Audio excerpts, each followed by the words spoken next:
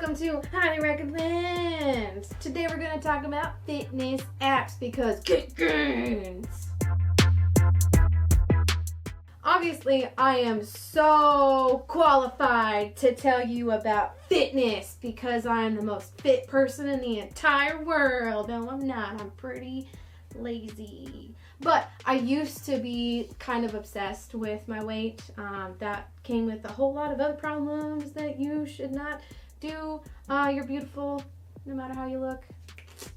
You don't need to lose weight to be a beautiful person. The stuff on your inside makes you beautiful. But sometimes it's nice to be aware of what you're doing to your body and work on not making it a whole hole. I want to show you my shirt so you know what it says. I'm really dumb. I bought this at Walmart. So the first one I'm going to talk about is Fitbit. I know every single person on the entire earth knows about Fitbit. I have a Fitbit. I wore it for probably like a good 9 months straight every single day of my life. I like it for a few reasons, and I don't like it for a few reasons. So I like it because it does keep you aware of how much activity you're getting and like keeping you also aware of how much sleep you're getting, because I don't sleep as much as I should. So I see that number like, oh, I slept 5 hours last night, I need to go to bed sooner. And it doesn't necessarily automatically change your life for the better, but if you're wanting to see where you're at with your fitness and how much you walk every day and that type of thing, it's a pretty good app. I like the interface. It's a really easy to use app. Like today I've walked 3,000 steps and I slept 5.5 hours last night. And I don't use the food tracking and I don't really use the water tracking, but if you do want to do those things, this is a good tool for you. What I don't really like about Fitbit is that it's easy to get kind of obsessed with all of those things. You want to see those numbers. You want to see them all to be green. They turn green when you get it. You want that so bad, and it's easy to beat up on yourself when you don't get those things. So that's kind of not my favorite about it, but that's kind of how I feel about most fitness apps. That it's so easy to slip down into this obsession about these things, and it gets to a place where it's unhealthy. And then also they market these things so well that when you buy it, you feel like this is going to make me so much better at every thing in my entire life, and then you use it for months and you gain weight instead of lose weight. Don't think that a gadget is going to make your life better, because it's not. You have to actually use it to make your life better. I had this other fitness tracker, walking step tracker called the Strive. I used that one for a really long time. It's this little tiny device that you just put in your pocket, and it tracks your steps. And the thing I loved about that one is that it had these little challenges that you would look at it and it would say walk 100 steps in the next 5 minutes. And you're like, well, I can do that in 5 minutes. And then you walk around in circles until you get 100 steps. And you're like, great, I got that challenge. Get some coins for my little island that's a part of this little device thingy, and then I can get more animals on my island. That I really liked. And it did stairs and running and all these other little challenges that were so cool about that. So I worked out a lot more with the Strive than I did with Fitbit, but it didn't communicate with my phone at all, so I couldn't have it as a phone app, which is what I really wanted. And the game on it wasn't a very good game, so I got kind of bored with it, and then I didn't do as many challenges because I didn't care about the game. But yeah, I got one for myself, and then I got one for my mom, and then my mom got one for my grandma, and then my grandma got one for my aunt. So we all had one. We were all completely obsessed with it. We would walk stupid amounts at 11 at night. We'd be going up and down our stairs trying to get this stair challenges and things like that. So I think that one does a little bit more than Fitbit for me, because the game element and these small challenges that you could accomplish in a couple of minutes, and you're like, well, I can do more, and then I can do more, and then I can do more. But again, the obsession. My grandma basically hurt her knees because she was walking 20 miles a day with this thing, because it just kind of overtook her. So be careful. So the other one that I know a ton of people use for trying to lose weight is MyFitnessPal. I used that app religiously for about 3 months last year, tracking every single little tiny thing that I ate, and I gained some weight. I gained like half a pound. I didn't lose a single pound. So with using MyFitnessPal, I kind of gained weight because I was putting myself in a place of calorie deficit. Because again, the numbers, I wanted the numbers to be as low as possible with my calorie intake, but that's not good for you. You need to have a certain amount of calories before you can be in a state where you can lose weight. I think it's a really good tool to let you know that what you're eating isn't very good for you.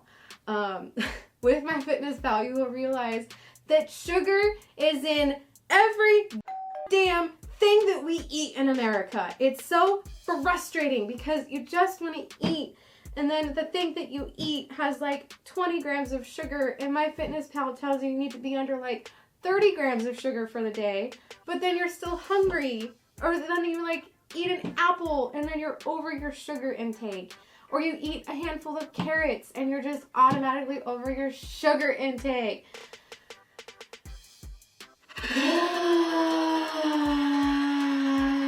It was really frustrating. I do probably need to be using it again for a little bit of time just so I know what I'm putting in my body. Great tool for that. Great tool for like, for me, for short term, being aware of how much I'm eating. But a long-term tool just can kind of lead to disorders, I think. If you have a tendency towards it, it's just not good for your brain. On everything that all the fitness stuff, be careful. Be mindful of how these things are making you react, because it can be far more damaging for your mental state than helpful for your body. You're beautiful. It'll be the last one I'm talking about. This one is actually like an exercise app. So they've changed their name a few times. Nike Plus Training Club is what it's called now. It used to just be like Nike Training Club or Nike whatever. I have had a long and varied history with Nike Training Club. The first time I used it, I just picked an exercise. It has like different moves that you do for a certain amount of time, and you're supposed to do that move for like a minute or a minute and a half or 2 minutes, and it tells you which one to do after so much time. So the first time I used this, I did a half an hour exercise that was like one of the easier ones, I thought. But I didn't know at this time that this app was all about getting gains. So you like do the thing and it's so fast and you do all of them, and then you're like, oh my God, I'm actually dying. And the next day I couldn't move because I did so much exercise the day before. Everything hurt. I couldn't bend down to pick something up off the floor because I couldn't bend my knees. I was sore for a week. It was awful. They did have some programs and things like that, but again, it was like, you up, then you're not getting gains, bitch. So it was just really stressful for me to use, and I felt bad for not doing exercises, and so I used it a few times and then not used it for a really long time. And I'm trying to use it again because they've changed a lot of how their mindset is about it. I think it's a lot better than it used to be.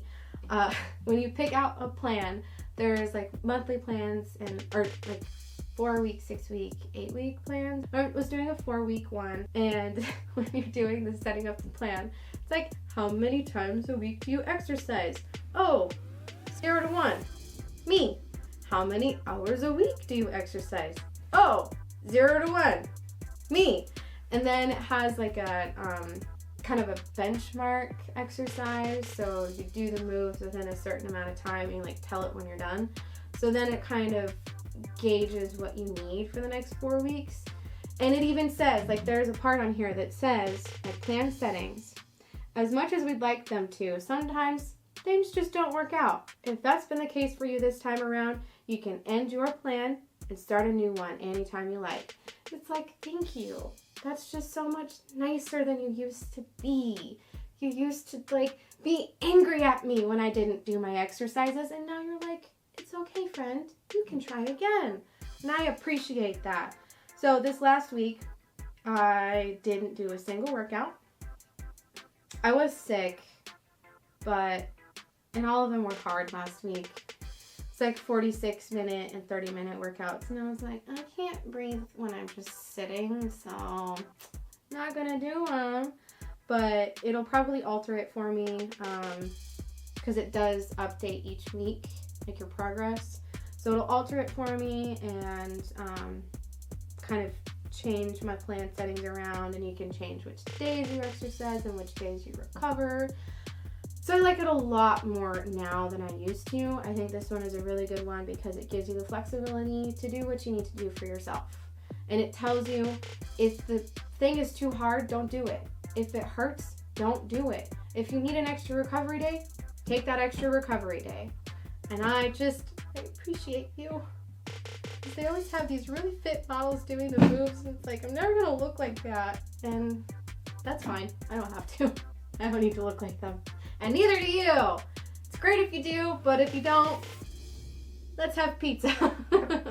I think that's probably all. I'm sure I have a couple more. I've used so many fitness things to try to get myself to the place I thought I needed to be.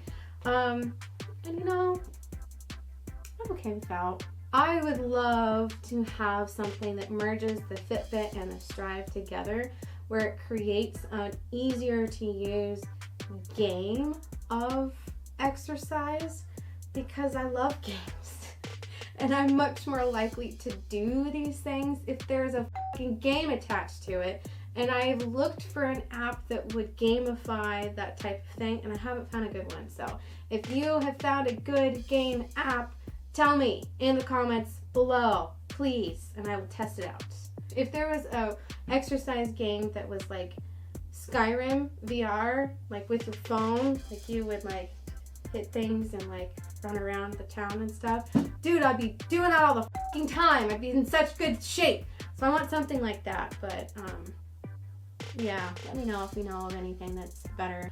Weight loss tips: drink a lot of water, exercise, and do exercise that makes you feel good. Don't do exercise that makes you feel like shit. Eat some fruits and vegetables. Try not to eat McDonald's every single day of your life. But if you do eat McDonald's, don't beat yourself up about it, because life is too short for that. Life is too short to feel food guilt. And also it makes things worse for your body when you feel food guilt.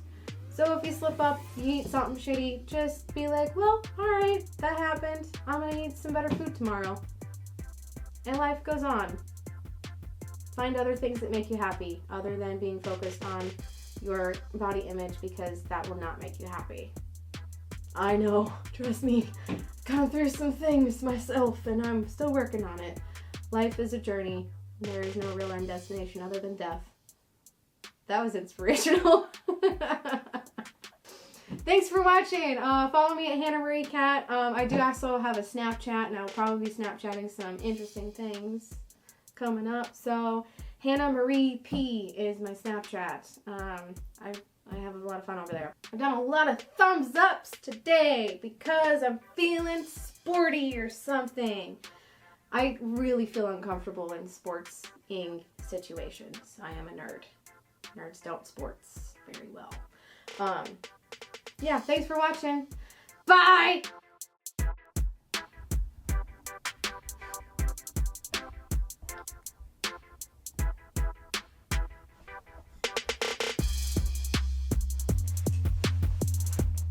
Are we good? Yeah. Okay. I would feel, or I would, I'll do my singing. Exercise. Don't beat yourself up.